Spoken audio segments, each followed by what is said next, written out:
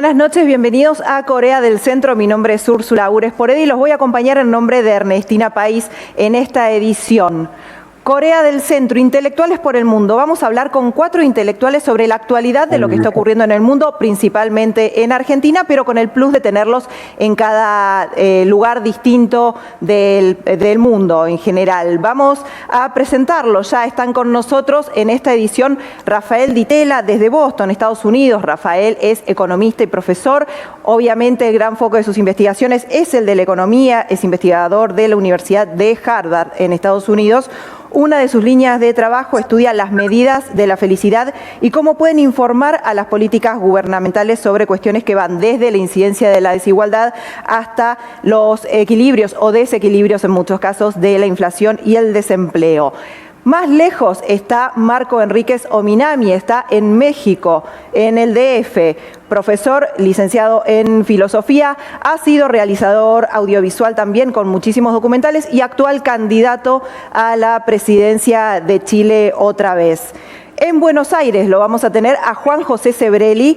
Todos lo conocemos también, sociólogo, filósofo, escritor y crítico literario, uno de los más vastos analistas de lo que tiene que ver con el populismo. Autor de más de 20 libros con al menos 5 clásicos. Vamos a repasar solamente algunos. Buenos Aires, vida y cotidiana alienación, Evita, aventurero militante, el asedio a la modernidad y crítica de las ideas políticas. En Madrid también va a completar esta mesa de notables Pablo Stefanoni, periodista y doctor en historia. Pablo tiene muchísimo conocimiento y muchísima letra también, analizando lo que ha sido la política boliviana en las últimas décadas, sobre todo también con la figura de Evo Morales. Su último libro trae una pregunta que nos le estamos haciendo mucho, sobre todo lo que está pasando en las últimas semanas en Argentina, y que es: ¿la rebeldía se volvió de derecha?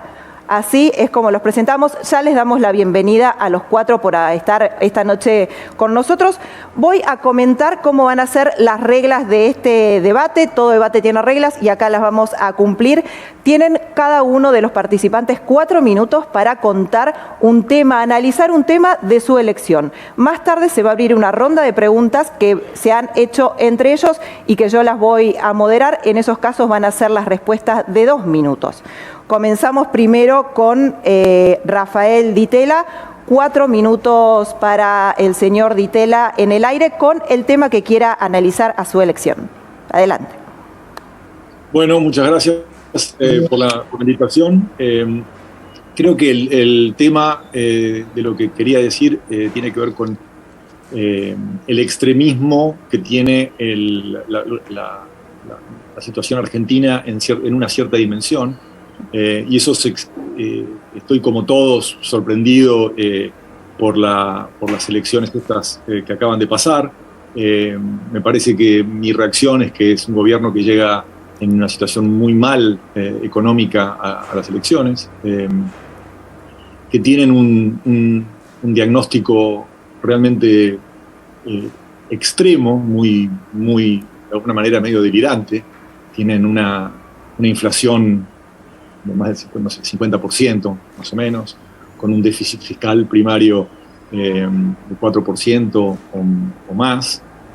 Y su gran solución es que hay que gastar más. Entonces es como que están realmente en un polo de lo que son las ideas generales sobre cómo enfrentar este tipo de momentos. Es como raro, es inusual. Es lo que la cosa que me sorprende a mí continuamente del kirchnerismo es lo inusual que es como muy raro. Tienen una solución que no se le ocurre a nadie que yo conozca. Hay mucha inflación y lo que hay que hacer es prohibir las exportaciones de carne. O sea, es un delirio, no es un programa de izquierda, es un programa medio como delirante. Entonces eso es la cosa que siempre me genera cuando miro las cosas que pasan en nuestro querido país. Y medio como que la coalición gobernante como que se quedan sin ideas. Yo la escuchaba a Fernanda Vallejos y no articula un programa de vuelta de izquierda, articula un programa como raro. Es como que está vacía de contenido, está esperando qué querrá que diga yo Cristina Kirchner. No tienen una idea armada de cómo funciona. por eso es difícil llamarlos de izquierda. Es como, y esa es la pregunta principal que yo tengo siempre, que es, ¿por qué no pueden armar un plan de izquierda, pero lógico, que tenga algún sentido? A mí siempre me causa gracia cuando se apoyan en la izquierda, y la izquierda medio como que dice, no, esto no es algo que yo pueda compartir. Y el caso puntual más interesante en eso es el momento en el que Guzmán, el ministro de Economía, dice que una de las principales políticas del kirchnerismo, que son la política de energía, es una política pro ricos. Entonces es como que les pincha la burbuja de que ellos son los grandes defensores de los pobres, su propio ministro de Economía. Entonces están en una crisis ideológica. Yo los veo como que no pueden armar un plan, y me preocupa muchísimo cómo sigue esto de la parte económica. La parte me queda muy poquito, así que quiero hacer mención a una cosa que me parece fascinante que está pasando, que es como que hay un cambio cultural. Siempre estaba esta cosa simpática, romántica, un poco superficial, de que vos eras bárbaro si eras de izquierda. Hay una cosa como linda de ser de izquierda. Y ahora pareciera ser como que hay un grupo de personas que dijeron, hasta acá llegamos, a mí no me corran por ese lado. Entonces, yo interpreto el fenómeno de Milei, que le fue sorprendentemente bien, como que hay una cantidad de gente grande que dice, no me importa lo que vos pienses de mí, que vos creas que yo soy un egoísta porque soy de derecha. No me importa, me parece que es un trucho vos, así que estamos eso es una grieta que es real y que no la vamos a cambiar. Hay una persona también que a veces es divertido seguir en las redes, que se llama El Dipi, que es un cantante, que de vuelta se rebela contra esta idea de que no está esta izquierda que tiene estatus alto en Argentina. Me están soplando, Rafael, que estamos cumpliendo los 4 minutos. Bárbaro, terminé. Ahí estamos. Vamos a volver a vos con las rondas de preguntas. De Boston con Rafael Di Tella nos vamos al DF en México con Marco Enríquez Sominami. Marco tiene sus 4 minutos.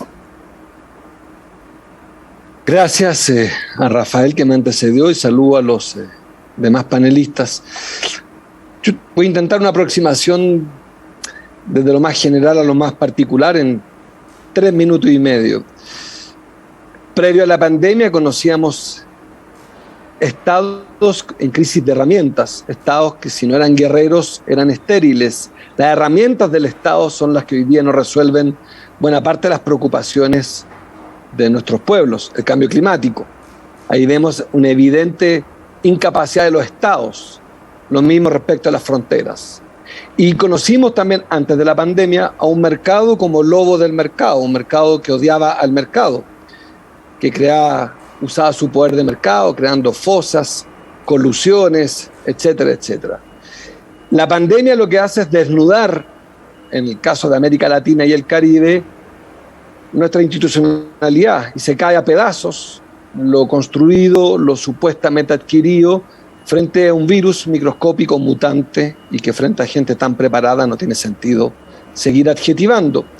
Pero este virus lo que delata es que América Latina estaba en el lugar más inesperado para los propios latinoamericanos. Es el continente del retraso, del rezago, es el 8% del mundo en materia demográfica, sin embargo aporta más del 30% de los muertos. Y entre medio tenemos entonces esta crisis de medios, no de fines, esta crisis de medios, de herramientas, de estos estados desbordados con la inmigración no planificada y explosiva, ya sea de Venezuela, de Haití, de Colombia en el caso de Chile, o la inmigración hacia el norte, de El Salvador, Honduras y Guatemala, para decir estados completamente superados, donde la monarquía latinoamericana, los presidencialismos, se transforman en pequeños contadores auditores. Hay esperanza, hay elementos que a mi juicio nos dan optimismo. En el caso visto desde un progresista, Alberto Fernández representa una manera distinta en sus intenciones, en sus valores, incluso en sus métodos. Está Andrés Manuel López Obrador, que con todas sus contradicciones sigue siendo también una luz en eso. De eso, visto desde un progresista, puesto que si algún público argentino no me conoce, soy coordinador del Grupo de Puebla, he sido candidato presidencial como el que más, y pertenezco a una familia, a un domicilio progresista. Cierro entonces donde las soluciones están en América Latina y el Caribe. Tenemos que volver a América Latina y el Caribe. Y lo digo en tanto chileno porque ahí soy más legítimo todavía de esta famosa Corea del Norte, el capitalismo que arranca de Argentina y de Brasil en los 90, se escapa, puesto que Brasil y Argentina ignoran a Chile, Chile se abre, firma más de 60 tratados de libre comercio, y este modelo que transforma a Chile en una verdadera economía pujante se cae a pedazos también por el virus y también por el narcotráfico, por los fenómenos migratorios, y por tanto Chile vuelve a América Latina. Y digo esto porque creo que hoy día, como nunca antes, ya no es retórica, es un hecho. Para efectos de economías de escala, de comercio intrarregional, de negociación de la deuda pública, para efectos migratorios, narcotráfico, para una posible moratoria en el gasto militar, la respuesta no está solamente en el caso de Chile, vender más cobre a su principal socio comercial, China, sino que está en América Latina. Está en Argentina, por ejemplo, está en Brasil. Cierro entonces, para ser puntual y como buen progresista, rígido con el tiempo, yo estoy convencido que en este mundo de nuevo, post-pandémico, que no sabemos adivinar, que es lo terrible de la política, es la incerteza en este mundo, con pocas verdades, estamos en contradicciones. Hay que focalizar los recursos, dicen algunos, sin embargo hay que vacunar universalmente. Marco, hay que ser solidarios, se están cumpliendo los 4 minutos. Así es, la contradicción final es: hay que avanzar juntos para llegar más lejos, pero da la impresión que se llega más rápido solos. Y esa contradicción que nos ofrece la pandemia es un gran pendiente. Muchas gracias. De la situación de América Latina en la perspectiva de Marco Enrique Sominami, nos volvemos a Buenos Aires con los 4 minutos de Juan José Sebrelli. Sebrelli, adelante. Bueno, me toca hablar en un momento ultra crítico de la Argentina. Los acontecimientos de estos últimos días lo demuestran. No sé si estamos asistiendo al fin del populismo que ya lleva en la Argentina, con pequeños lapsos muy breves y muy fracasados de democracia. Es el populismo más viejo de la Argentina, tal vez México con el PRI, pero es otra cosa. Es el populismo más viejo de América Latina, es el argentino. Si dejamos de lado algunos antecedentes históricos, como el bonapartismo en Francia del siglo XIX. El bonapartismo de Napoleón, de Luis Napoleón, no de Napoleón Bonaparte, como cree mi presidenta Cristina Kirchner, que le gusta hablar de historia pero no sabe nada. Bien, yo creo que es el peor momento, porque tal vez asistimos al fin del peronismo, al fin del populismo. 70 años de populismo que han arruinado del país. Es la cosa única en la historia mundial. Es el país que en comienzos del siglo XX, fines del siglo XIX y comienzos del XX, era uno de los países más ricos y prósperos del mundo, no solo de América Latina el primero, y del mundo también, y del mundo uno de los primeros 5. Están las estadísticas, no es una opinión mía. Salido de la nada, ¿no? Y de pronto se ha convertido, después de muchas transiciones, sobre todo de los 70 años o 70 y pico de populismo, se ha convertido en un país que está a la altura del Congo, por ejemplo. Es uno de los países el más pobre, uno de los más pobres de América Latina, de América del Sur, por lo menos, y del centro, del norte, de la América del solamente superado por los países latinos antes de llegar a Estados Unidos. Y ahora estamos en el momento más crítico, porque ha vuelto a la democracia después de la caída de dictaduras militares, que ha sido lo predominante en los últimos años.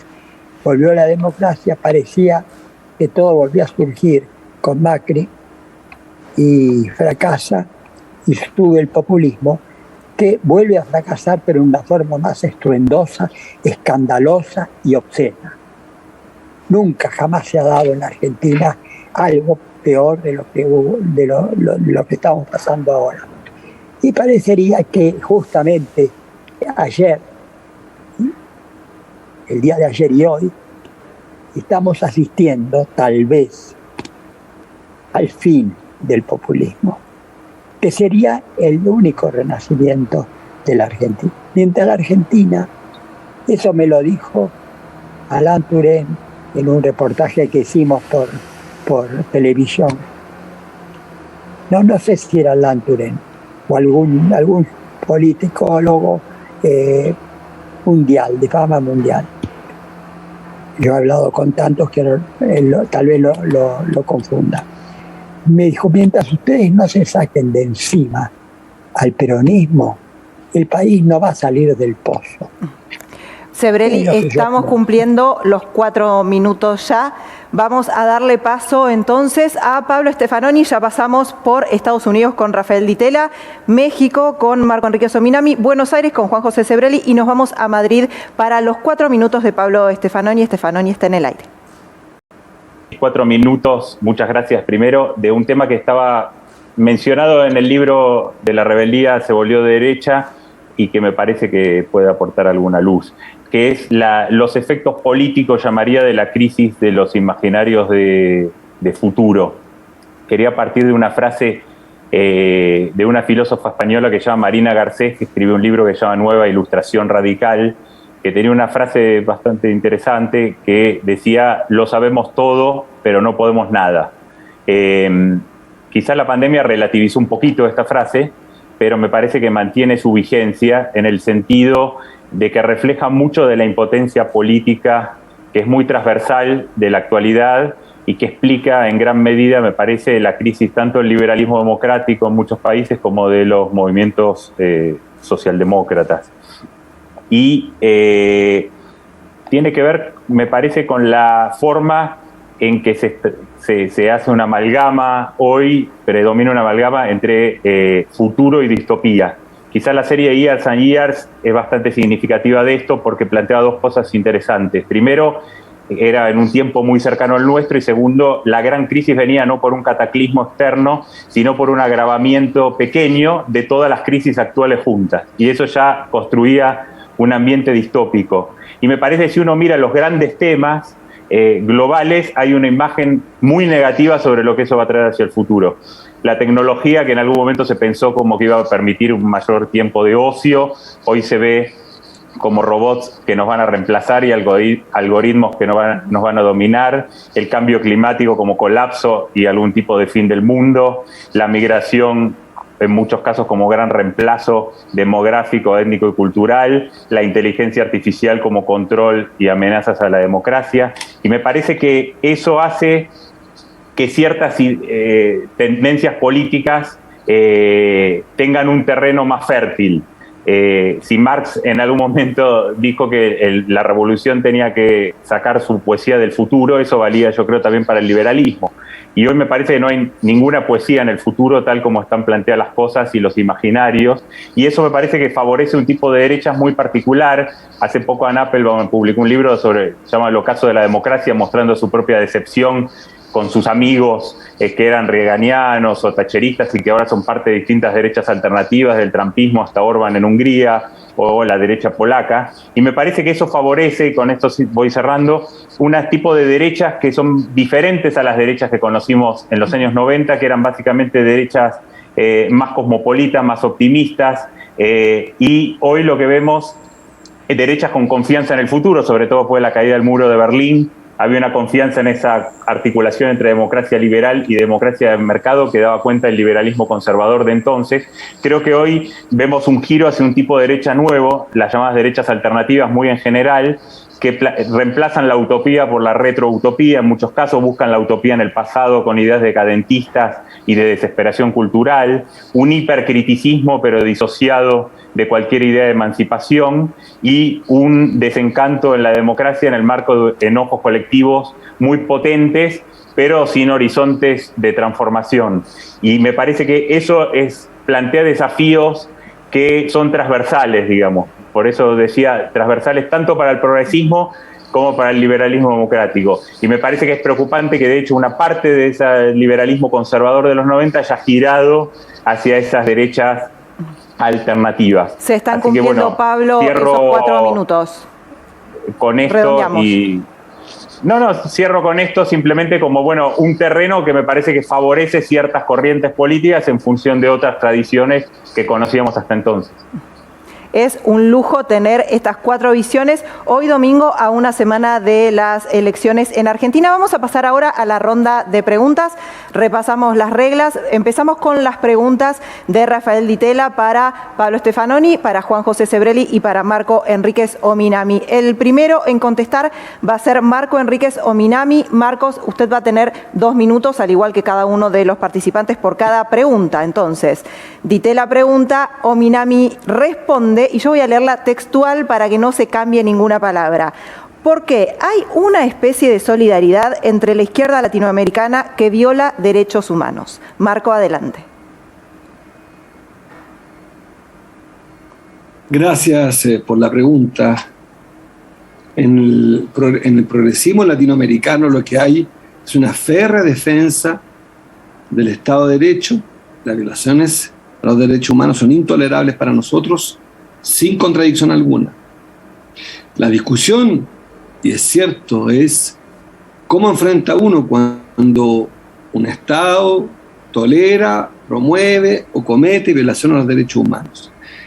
En el país donde yo vengo, el presidente de mi país está denunciando ante la Corte Penal Internacional. Es un presidente de derecha.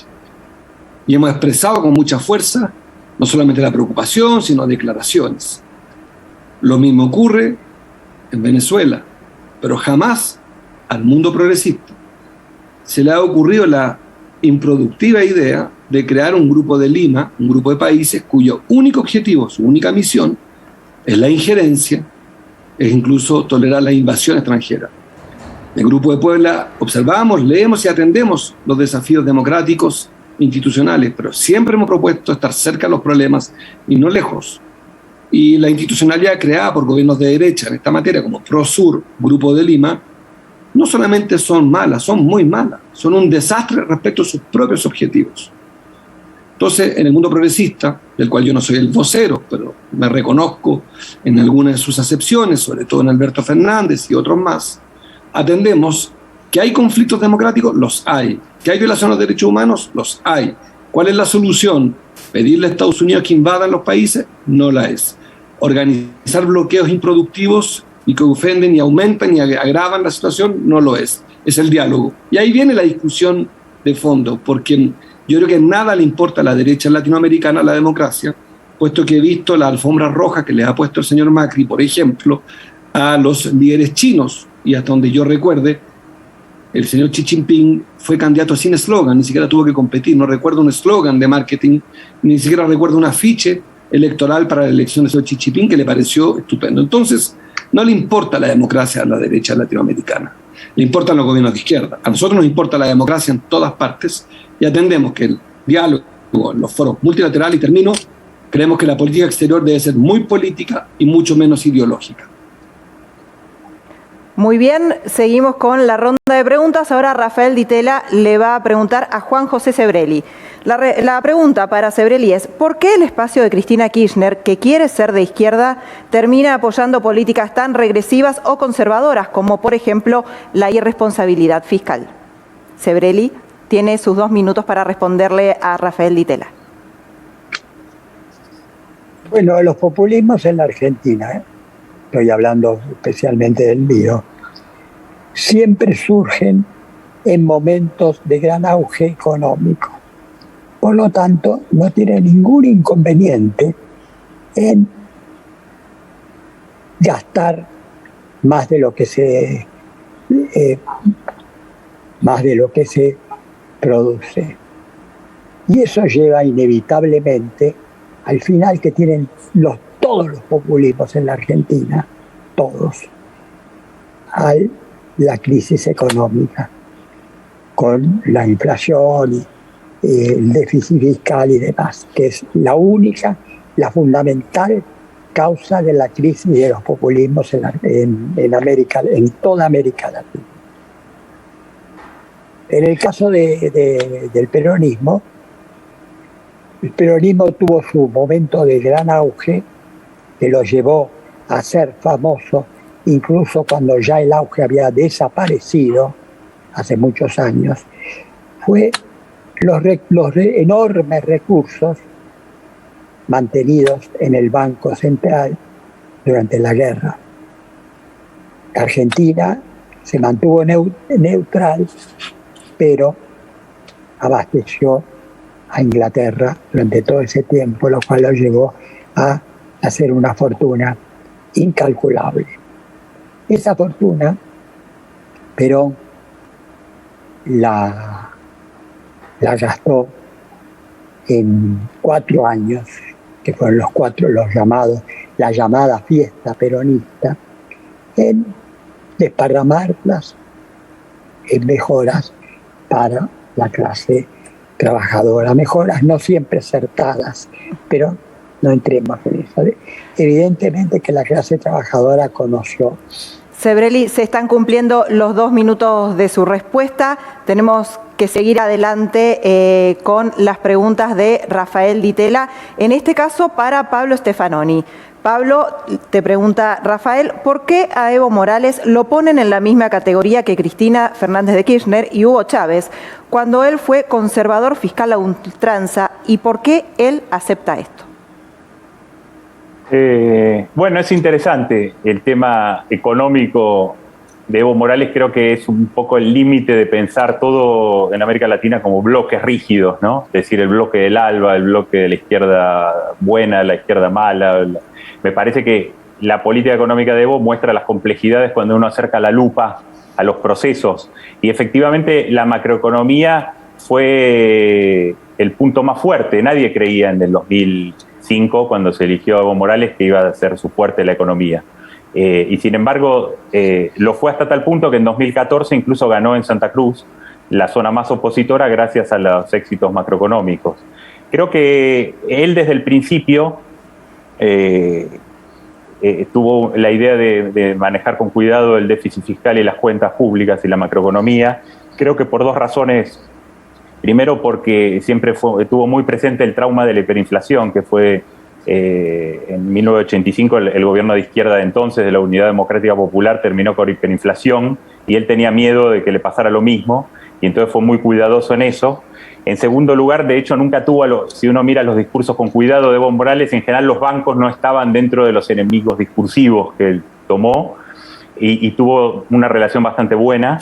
Y en tercer lugar, diría, en segundo lugar, una cierta psicología campesina de Evo Morales que hace que fuera bastante averso a las deudas, al endeudamiento.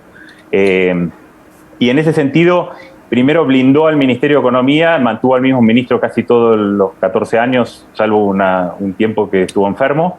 No experimentó ahí, a diferencia de otros ministerios. Por ejemplo, en Justicia puso una empleada doméstica y cosas así. En Economía no experimentó nada y puso un técnico como Luis Arce, que mantuvo algunas cosas de la política económica previa, y de hecho desde 2003 hasta hoy el dólar en Bolivia casi no se movió, lo cual le generó un problema inverso, que era que la moneda boliviana está bastante sobrevaluada y hoy casi nadie quiere dólares, incluso Pablo, en la calle, en el comercio y demás. Están cumpliendo los 2 minutos de tu respuesta.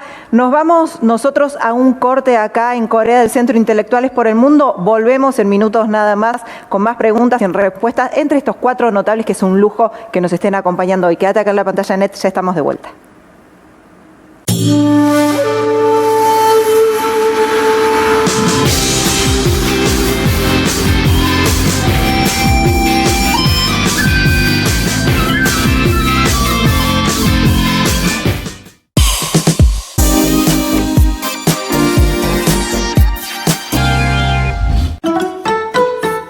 Para hacer una buena receta Coto hay que ponerle variedad, calidad y todas las ofertas. Vas a ver que te dan un abrazo contenedor.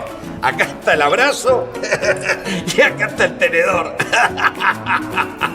Hasta Hasta el lunes en Coto tenés 70% de descuento en la segunda, llevando 2 iguales en marcas seleccionadas de galletitas, Nescafé y cacao en polvo Nesquik. 35% de descuento en marcas seleccionadas de cervezas. Además, exclusivo de nuestra comunidad, 2x1 en todos los suavizantes para la ropa y 40% de descuento en vinos finos, espumantes y champañas. Coto. Clases de nudos por Tafirol Flex. Nudo estresador. Lo causa el estrés en tu espalda alta. No te deja moverte. Nudo postural. Lo provoca la mala postura en la parte baja de la espalda que no te deja enderezarte. Nudo de tirón. Es repentino y te deja trabado. Nuevo Tafirol Flex. Gracias a su fórmula con un analgésico y un antiinflamatorio, alivia los dolores de las contracturas a partir de los 15 minutos. Nuevo Tafirol Flex. Alivio para el dolor de las contracturas.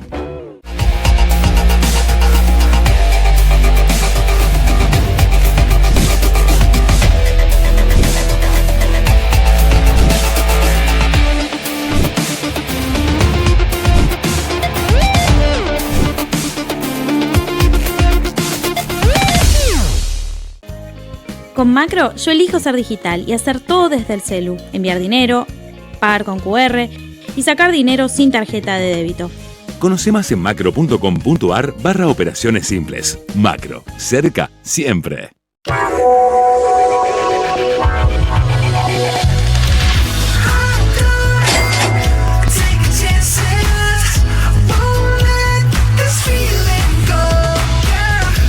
Nunca sabes de qué te puede dejar afuera el malestar.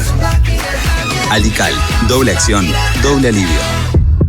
Electro Black Carrefour. Hasta el lunes 20, 10% de descuento en un pago en todo Electro. Y 15% con tarjeta Carrefour. 6 cuotas sin interés en todos los celulares. 18 cuotas sin interés en Smart TV, heladeras y lavarropas de Industria Argentina. Por ejemplo, Smart TV Noblex 50 pulgadas en 18 cuotas de 2.999 pesos. Comprá también en carrefour.com.ar.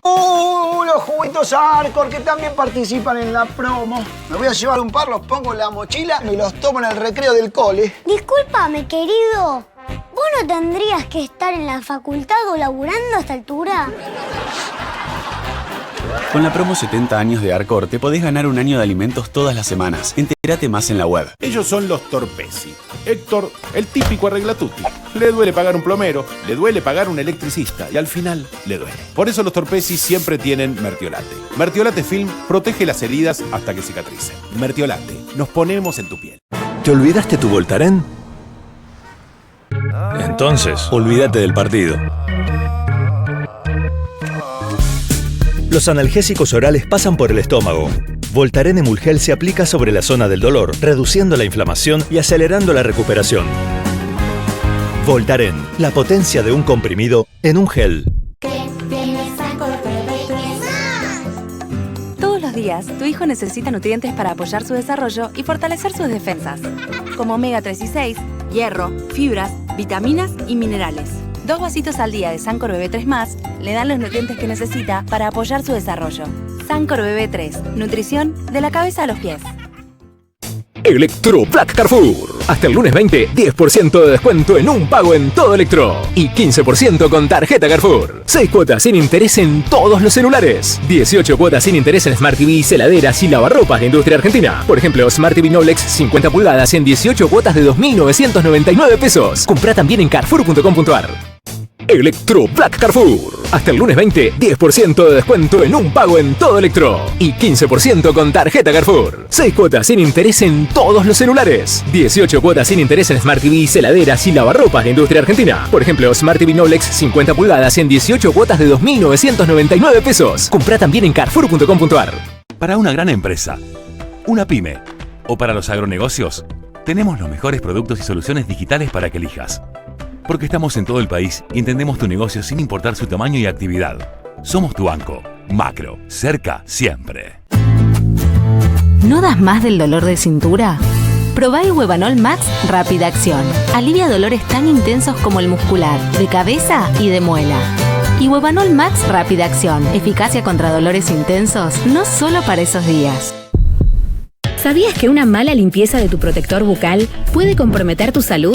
Probá Corega Tabs, que en solo 3 minutos elimina el 99,99% de las bacterias que causan el mal olor. Corega Tabs es práctico y funciona.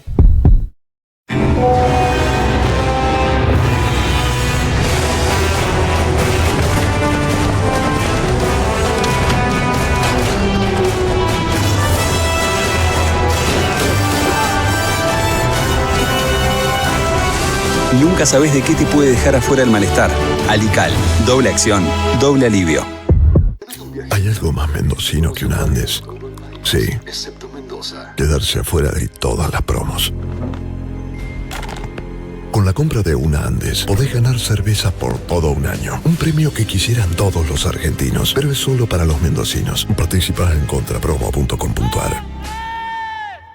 Electro Black Carrefour. Hasta el lunes 20, 10% de descuento en un pago en todo Electro. Y 15% con tarjeta Carrefour. 6 cuotas sin interés en todos los celulares. 18 cuotas sin interés en Smart TV, heladeras y lavarropas de Industria Argentina. Por ejemplo, Smart TV Noblex 50 pulgadas en 18 cuotas de 2.999 pesos. Comprá también en carrefour.com.ar. ¿Sabías que una mala limpieza de los aparatos de ortodoncia de tu hijo puede comprometer su salud? Probá Corega Tabs, que en solo 3 minutos elimina el 99,99% de las bacterias que causan el mal olor.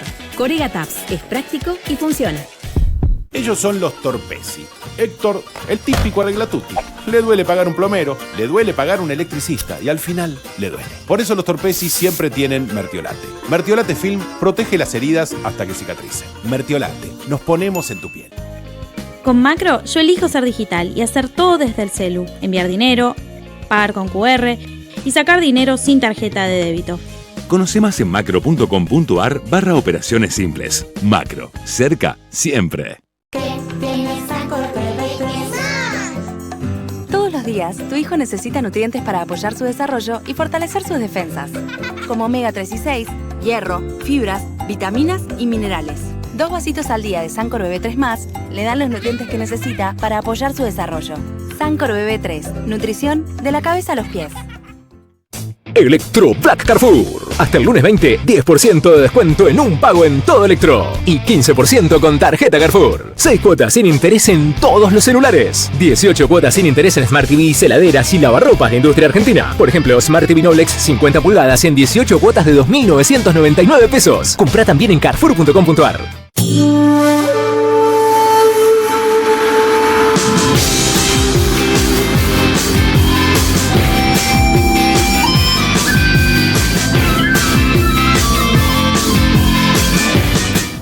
Ya estamos de vuelta en Net TV con Corea del Centro Intelectuales por el Mundo. Estamos hablando con Marco Enríquez Ominami en México, Pablo Stefanoni en España, Rafael Ditela en Estados Unidos y Juan José Sebrelli en Buenos Aires, analizando lo que pasa en el mundo puntualmente en América Latina y en Argentina. Estamos con la ronda de preguntas. Ahora va a ser Marco Enríquez Ominami quien pregunte al resto de los participantes. Cada uno tendrá sus 2 minutos para contestar.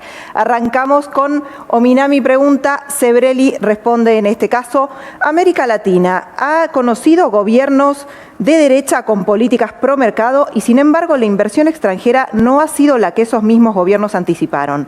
¿Lo anterior es debido a problemas estructurales o que las derechas tienen más dificultades para dar certeza jurídica, cautelar en la paz social y otras seguridades? La paradoja que se dio el gobierno de Macri, que fue recibido en el mundo entero como si hubiera sido un extranjero durante varias décadas, fue que lo que fue la reunión de los grandes en Buenos Aires,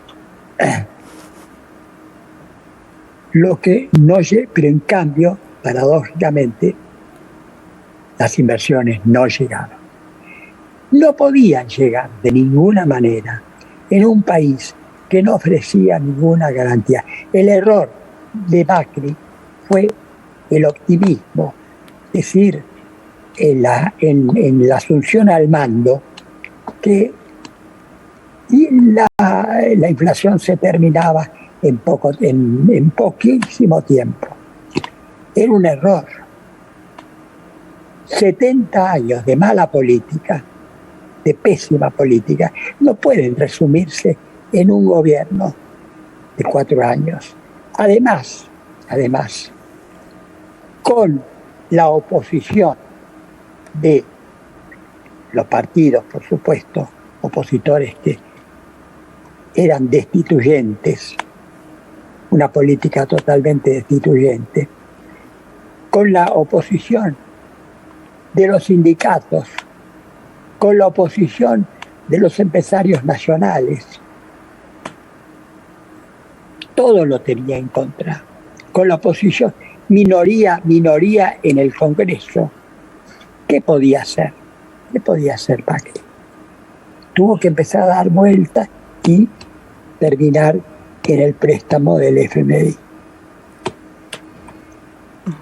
Sebrelli, se están cumpliendo sus 2 minutos para responderle a Marco Enríquez Ominami. Seguimos con las preguntas, esta vez para Pablo Stefanoni. Pablo, pregunta Marco a usted. ¿Tiene sentido la integración plena de América Latina y el Caribe? No ha ocurrido nunca. ¿Es entonces un problema de pobreza, desigualdad, falta de complementariedad en modelos de desarrollo? Pablo, sus 2 minutos al aire. Bueno, la cuestión de la integración, yo no soy un experto en el tema de integración regional, pero sí creo que quizás uno de los grandes problemas de la región sea que hay muchas veces más retórica ideológica que capacidad de ir construyendo instituciones, ¿no? Me parece que en los últimos años se vio eso en distintos tipos de proyectos. Quizás el extremo, me parece, fue el ALBA, donde se intentó algo muy novedoso en términos de integración, pero que no llegó a cuajar en términos de construir instituciones políticas, y en los últimos años estamos viendo incluso un retroceso en las formas de integración que había, ¿no? Me parece que lo que pasó también y no ayuda es que se está viendo cierta crisis de todos los modelos. Y antes había como quizás, no sé, la Alianza del Pacífico, el Mercosur, el ALBA, la CELAC, digamos, había como distintas instancias también de disputa ideológica, y da la impresión de que todo está medio en retroceso a la vez, ¿no? Y se vio con la crisis del COVID, donde América Latina tuvo ninguna capacidad, y en ese sentido creo, como escribió en algún momento Juan Tocatlián, hay cierta sensación de que América Latina marcha cierta irrelevancia, ¿no? Y me parece que eso es bastante problemático, y le sumaría a eso el papel, en el caso sudamericano, el papel de Brasil, que por su importancia, por su peso, es un país que jugó a ser en algún momento ese motor de integración, con esa tensión que siempre hubo entre considerarlo una especie de subimperialismo o potencia intermedia o un motor de la integración, y con Bolsonaro una especie de elefante en un bazar, ¿no? Entonces me parece que todo eso junto creo que sí tiene sentido, pero que había que quizás repensar cómo enfocarlo de manera que se puedan construir. En algún momento con UNASUR se intentó un poco más, ¿no? De que no sea estrictamente ideológica esas formas de integración, para que no sean coyunturales de acuerdo a los vientos políticos de cada momento. Pablo, se cumplieron los 2 minutos para su respuesta. Vamos ahora con la pregunta de Marco Enríquez Ominami a Rafael Di Tella. Pregunta Ominami, ¿cuáles son las oportunidades de la economía argentina con su vecino chileno? Rafael tiene sus 2 minutos para contestar. La economía argentina es anormalmente cerrada, y es anormalmente cerrada por un problema central que tiene, que es esta inestabilidad macroeconómica.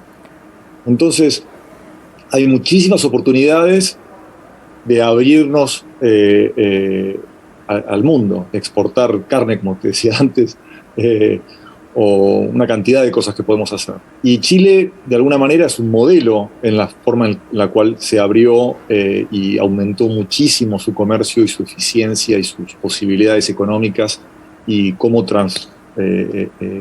transformó esas oportunidades en mejoras en la calidad de vida. La idea de que la integración latinoamericana tiene que tener precedencia sobre la apertura comercial no la comparto. Me parece que sí, estaría buenísimo integrarnos más, pero el problema nuestro no es que no nos integramos más con Chile por un problema ideológico que somos, que estamos mirando al mundo desarrollado y no creemos en la hermandad latinoamericana. Nuestro problema es que estamos cerrados porque tenemos una inestabilidad macroeconómica que nos vuelve locos. Entonces hemos sido un compañero comercial de Chile muy malo, las inversiones que han hecho los empresarios argentinos, pero también chilenos, en abrir los mercados y generar confianza e invertir en infraestructura, etcétera, no ha sido correspondida por las oportunidades que hemos profundizado. Entonces, yo creo que nuestro problema, hay muchas oportunidades, estaría bueno explorarlas y profundizarlas, pero hasta que nosotros no resolvamos nuestros problemas internos, vamos a ser un pésimo compañero para el desarrollo de nuestros vecinos. Y eso es lo que ha pasado, a mi forma de ver. Rafael, se cumplieron sus 2 minutos al aire. Nos vamos ahora a la ronda de preguntas de Juan José Sebrelli para el resto de los integrantes de esta mesa. Empezamos por Pablo Stefanoni. Pablo le pregunta a Sebrelli, frente a la idea de que la rebelión se volvió de derecha, ¿cómo volver a dotar al liberalismo de sus virtudes clásicas? El respeto por los derechos humanos, el respeto por la dignidad del otro, la preocupación por la educación. ¿Cómo lograr que el liberalismo económico y político vuelvan a juntarse? ¿Cómo dotar a la palabra izquierda de un significado no peyorativo? 3 preguntas en una. Hizo un poco de trampa Sebrelli, pero se la vamos a dejar pasar. Pablo, 2 minutos para contestar. Sí, una trampa porque después no me dan solo 2 minutos. Creo que ahí un poco me parece que se vincula con lo que planteaba antes. Me parece que hay... yo mencionaba el libro de Anna Applebaum que habla del ocaso de la democracia, y es básicamente contando cómo sus amigos liberal conservadores que admiraban a Thatcher y Reagan en los 80 fueron girando hacia el mundo de la derecha alternativa, que tiene distintas expresiones si lo tomamos en general y no en su sentido riguroso. Orban, ley y justicia en Polonia, Trump, el Brexit y todo eso, ¿no? Entonces, ¿cómo esas figuras fueron girando hacia el iliberalismo, como lo llamaban los húngaros, ¿no? Y me parece que ahí quizás el propio liberalismo necesita defender más su legado, ¿no? Lo que me parece que pasa muchas veces es que en los espacios políticos liberales muchas veces me parece que hay ciertas concesiones hacia estas derechas alternativas. Por ejemplo, en el caso argentino, si uno mira el espacio libertario, vemos que es un discurso de economía austríaca, pero en lo económico. Pero después en lo político se toma la derecha alternativa en su sentido vulgar. Por ejemplo, Milei dice que el cambio climático es un invento del socialismo, ¿no? Cosas así, o un anticomunismo básico de esta época. Entonces me parece que ahí es necesario quizás, así como la izquierda necesita hacer un rearme ideológico en muchos aspectos y el progresismo, y me parece que el liberalismo quizás también, porque me parece poca diferenciación de muchos liberales respecto a este corrimiento de la derecha hacia posiciones iliberales de manera explícita o implícita. Perfecto, se han cumplido los 2 minutos. Pablo, seguimos con las preguntas de Juan José Sebrelli, ahora para Rafael Ditela. Rafael Sebrelli le pregunta, ¿cómo se compatibiliza la economía de mercado con la necesidad de educación igualitaria, medicina pública, arte para todos y combate a las externalidades? 2 minutos, Rafael, para usted. Se comparte con se compatibiliza el capitalismo con una cierta intervención estatal en todas esas áreas. Me parece que yo quiero retomar la pregunta anterior que hizo Sebrelli y tratar de dar una visión alternativa a lo que decía Pablo. Me parece como que lo que falta en general con esta derecha alternativa es que hay una parte de lo que hacen Milei y lo que hacen estas reacciones que tiene que ver con reaccionar a la insensibilidad de los progres. Los progres como que se creen que como tienen ahora como una especie de estatus moral más alto, pueden hacer cosas como muy insensibles. Entonces lo que yo interpreto este comentario horrible de Milei sobre el cambio climático y algunos otros que hace, es como que dicen, bueno, no me importa lo que opinen de mí. Y eso me parece como interesante y se conecta con esta segunda parte de la pregunta que hace Sebrelli, que tiene que ver con que va a tener que ser un capitalismo que genera es mucho más agresivo en tratar de resolver los problemas, en educación, etc. Y si eso requiere intervenir, hay que hacerlo. Entonces se puede compatibilizar de una manera no teniendo vergüenza de usar los incentivos y las soluciones de mercado para encontrar soluciones para la gente de un nivel práctico.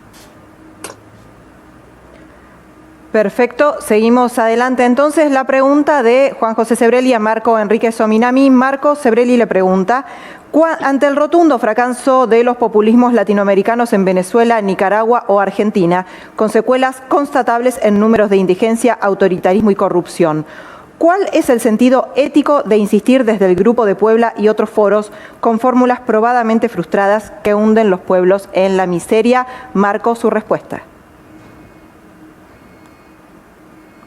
Agradezco la pregunta. Voy a hacer un recurso primitivo, voy a hablar de mi país, donde se aplica justamente lo contrario de Argentina, el país que se consideró la catedral del capitalismo, el mejor alumno de Estados Unidos. ¿Y qué es lo que tenemos hoy día? Tenemos un proceso constituyente, producto de las protestas más duras, más violentas, más graves de la historia de mi patria, por un modelo económico exportador exitoso en los 90, insuficiente en el 2000, y que nos tiene, si usted revisa el PIB per cápita con las universidades públicas, probablemente de las más caras del mundo, sin que ninguna de ellas esté en el top 50 del mundo. Es cierto que Venezuela tiene gravísimos problemas económicos y democráticos. Es cierto que Argentina tiene serios problemas económicos. Ahora, también es cierto que en Chile, si no fuera porque hemos retirado más o menos 17% del producto de nuestros fondos de pensiones, tendríamos hoy día no la pobreza que teníamos en 1990, sino la pobreza que teníamos en 1960. Por tanto, aquí se aplicaron políticas de derecha focalizadas, austeridad, de supuesta responsabilidad fiscal, que son un fracaso, tanto o más que Argentina. Quiero repetir porque no queda claro. En Chile, si la economía chilena se contrajo menos que el promedio de América Latina hoy, es porque nosotros los chilenos retiramos $50.000 millones de nuestros ahorros futuros, de los fondos de pensiones. Eso sostuvo la economía. El derrumbe sería aún más grave. Hace mucho rato que podríamos confrontar qué significa una economía en que las universidades pueden costar $1.000 mensuales, sin embargo la mitad de Chile gana 7 por 8, gana menos de $700 al mes. Marco, entonces hay ejemplos para todos, y simplemente decir, perseveraremos, sí, en resolver desde la diplomacia, desde el diálogo, cómo ayudamos a los países que necesitamos que les vaya bien, como Argentina, Venezuela, etc. Ahora, la comparación entre Venezuela y Argentina, su señoría, como si fuera un tribunal, me opongo, objeto esa parte de la pregunta, pero atiendo el ánimo de la pregunta y la respeto. Perfecta su contestación. Se me ha ido un poquito el tiempo, pero también se la perdonamos. Las 3 preguntas de Pablo Stefanoni al resto del panel. Comienza a contestar Rafael Di Tella. En América Latina, el dilema durante la pandemia, más que salud o economía, pareció haber sido salud versus estallidos sociales, y el COVID-19 dejó en evidencia las falencias de la región. Al mismo tiempo, ni los modelos nacionales populares ni los liberales parecen funcionar, mientras que las discusiones económicas parecen sobreideologizadas de ambos lados. ¿Por dónde se podría empezar a pensar de una manera realista la cuestión del desarrollo y la desigualdad en América Latina? Rafael, su respuesta para Pablo Stefanoni. Sí, se puede hacer mucho progreso comunicándonos. Yo no entiendo las dos partes de, o sea, la derecha, lo que se llama la derecha en Argentina, entiendo más o menos lo que quieren. La izquierda no la entiendo. Y no la entiendo, y sería genial si vos me lo podés explicar o alguien me lo puede explicar.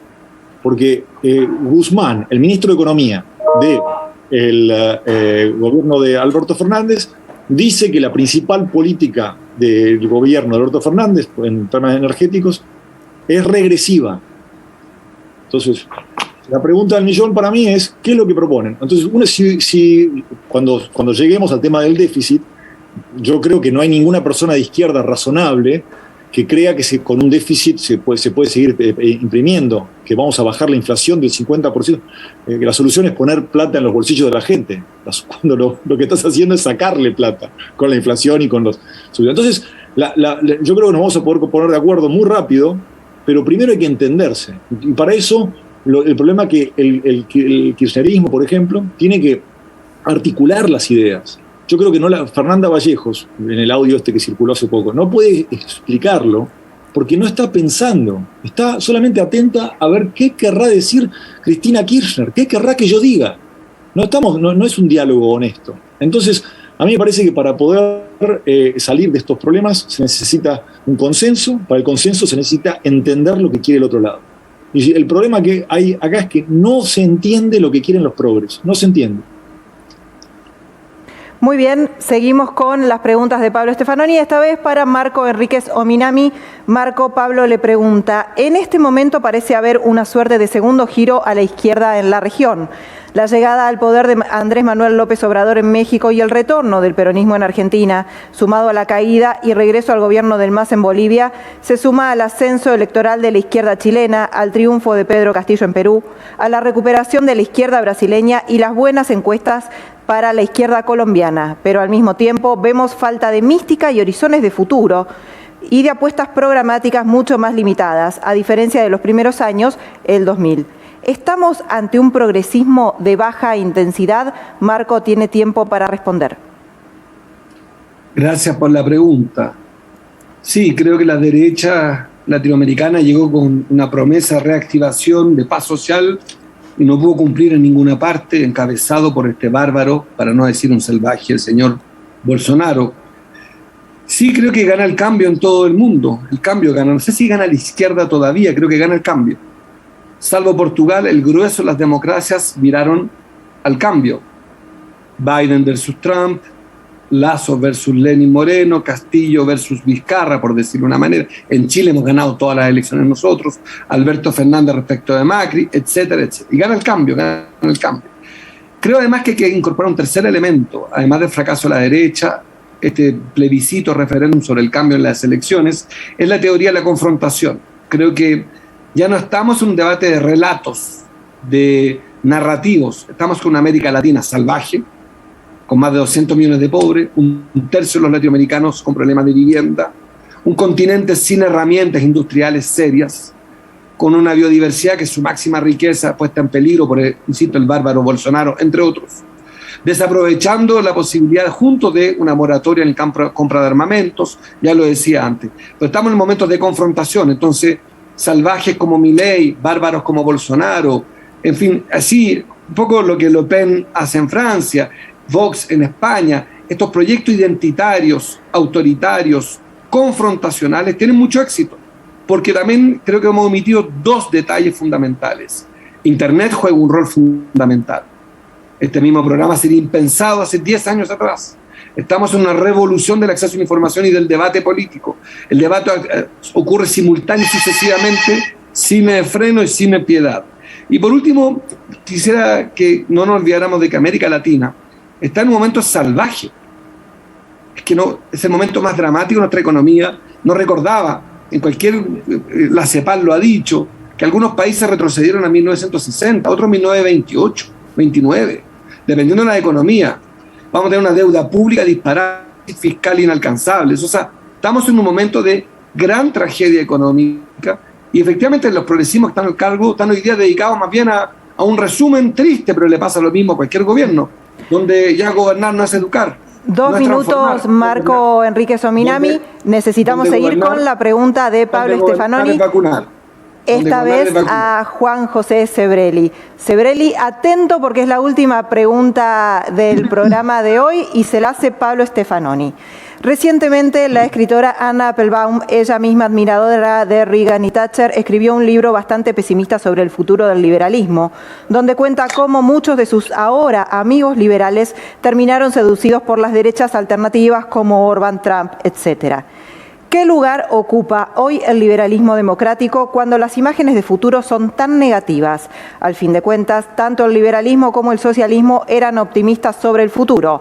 Hoy el futuro rima cada vez más con diferentes distopías y mucho menos con imágenes de emancipación humana. Sebrelli, su respuesta a Stefanoni y quienes estamos acá escuchando.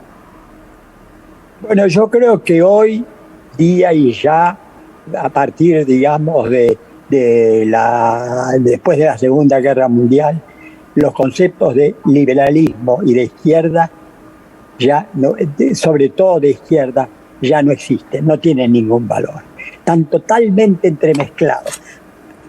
Por eso sí podemos hablar de un liberalismo de izquierda o de una derecha, como algunos han dicho, de una derecha rebelde o revolucionaria. Tan completamente. Eso no es algo, por lo tanto hay que encontrar la síntesis de ambos términos. Desde el punto de vista sustantivo, izquierda y derecha son conceptos totalmente desfasados, imposibles de encontrar nada que se le parezca. Entonces debemos hablar, yo personalmente no soy de derecha, por lo tanto hablo de un liberalismo de izquierda. ¿Por qué liberalismo? Porque el liberalismo, ¿por qué no izquierda solamente y no liberalismo? Porque el liberalismo es el único sistema hasta ahora que ha logrado regular el mercado, que ha logrado crear riquezas. ¿Y por qué hay que agregarle de izquierda? Porque el liberalismo puro olvida por completo valores éticos fundamentales para que una sociedad subsista. Por ejemplo, la educación, la salud, el bienestar de la inmensa mayoría de la sociedad que han quedado al margen de un liberalismo puro. Liberalismo de izquierda existió, borradores del liberalismo de izquierda han existido siempre entre los grandes pensadores. Y ahí son esos dos... Sí. Se le han ido esos 2 minutos, Sebrelli, en la respuesta a Pablo Stefanoni. Les agradezco muchísimo a los 4, Rafael, Marcos, Juan José y Pablo, no solo por lo generoso del debate, sino por el respeto que han demostrado, y me parece que puede ser una señal para muchos dentro de este contexto. Nosotros nos vamos a encontrar acá en Corea del Centro Intelectuales por el Mundo el próximo domingo, ya con Ernestina País de vuelta en el estudio, a las 21 en la pantalla de NET. Muchísimas gracias a los participantes y a ustedes por habernos acompañado esta noche del otro lado de la pantalla. Chau, hasta luego.